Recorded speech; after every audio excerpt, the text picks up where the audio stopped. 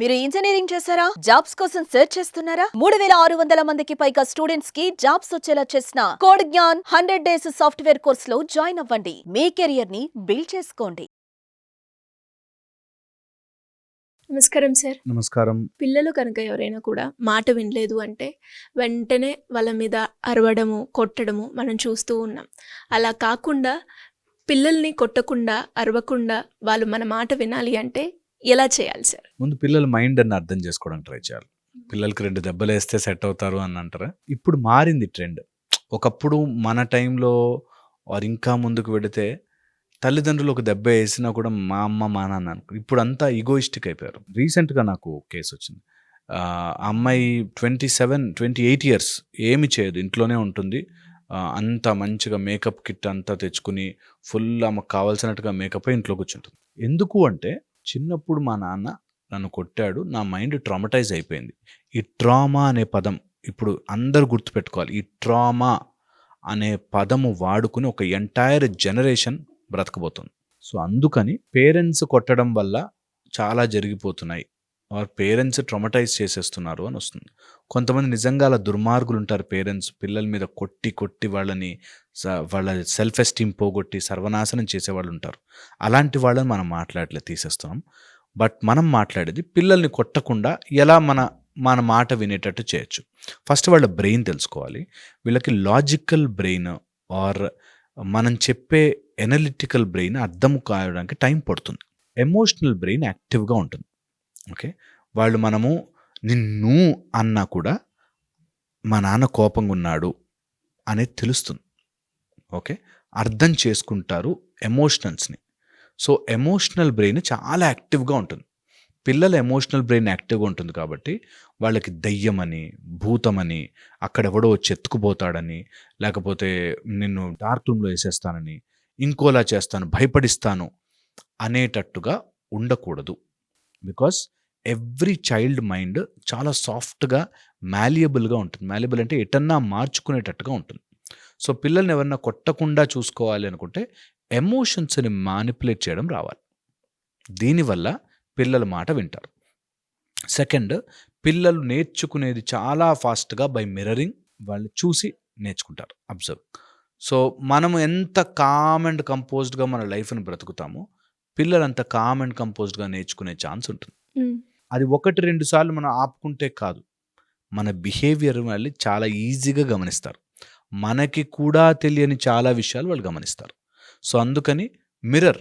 If suppose you want peace ఉండాలి ఇంట్లో, become peaceful. వాడు ఎంత అల్లరి చేస్తున్నా సరే యూ బికమ్ సైలెంట్, పీస్ఫుల్.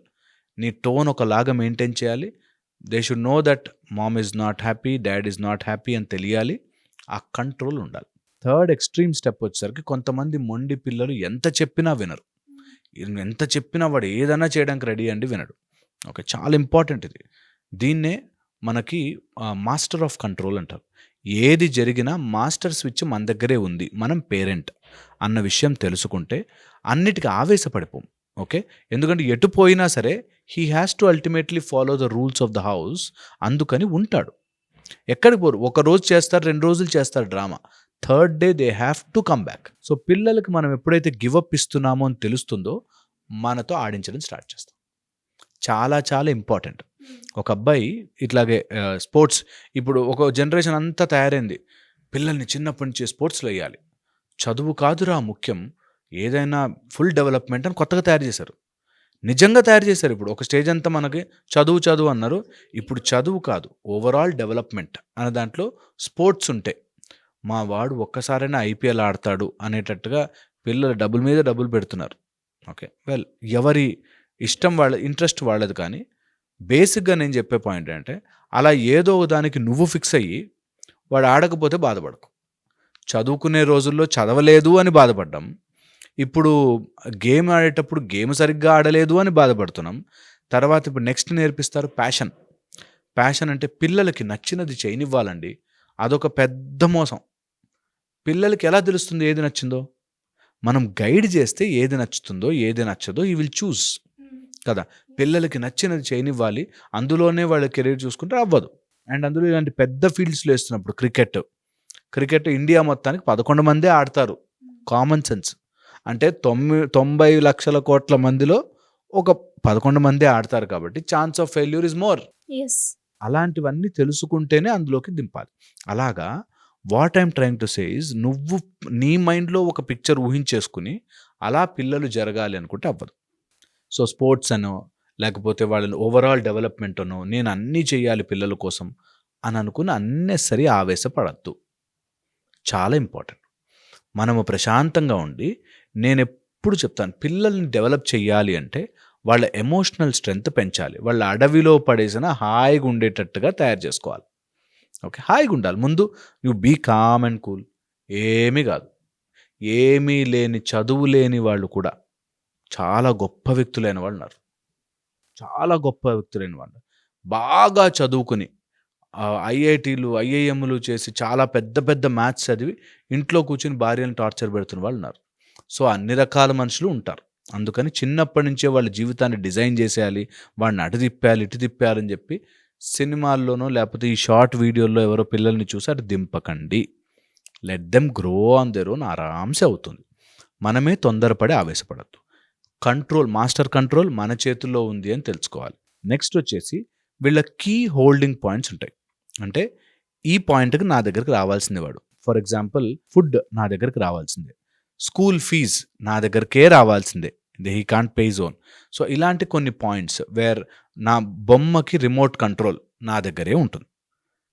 బొమ్మ రిమోట్ కంట్రోల్ కావాలి అంటే నా దగ్గరకు వచ్చి తీసుకోవాలి. So that is where you negotiate. Okay, నువ్వు ఇలా ఇలా ఇలా బిహేవ్ చేసావు, ఇది జరగదు అనేటట్టుగా మనం ఆల్వేస్ నేను చెప్తాను, don't become good parent, become correct parent.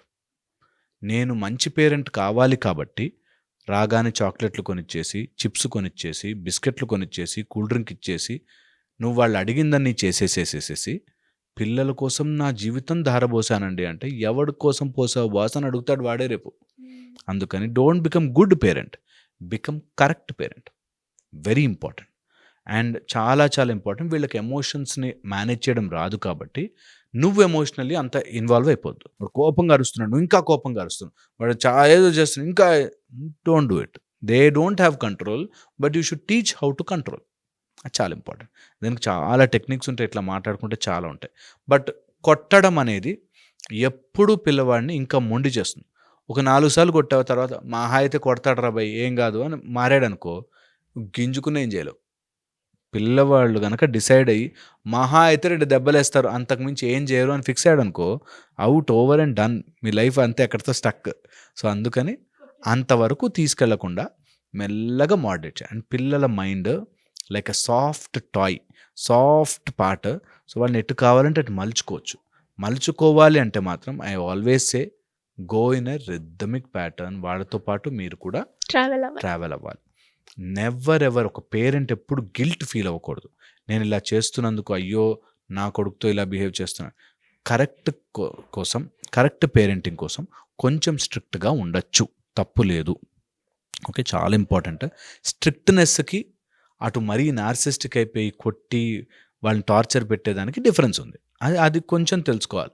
స్లోగా వాళ్ళ మైండ్ని మాడిఫై చేయాలి. అండ్ అన్నిటికీ till age of 10th class అన్నిటిని ఎక్స్పోజ్ చేయాలి. ఇదే నీ కెరియర్, ఇదే నీ ఫీల్డ్ అని డిసైడ్ చేయొద్దు. వాడు క్రికెట్ ఇష్టం ఉందో లేదో 5th క్లాస్లో తెలుసుకోలేడు.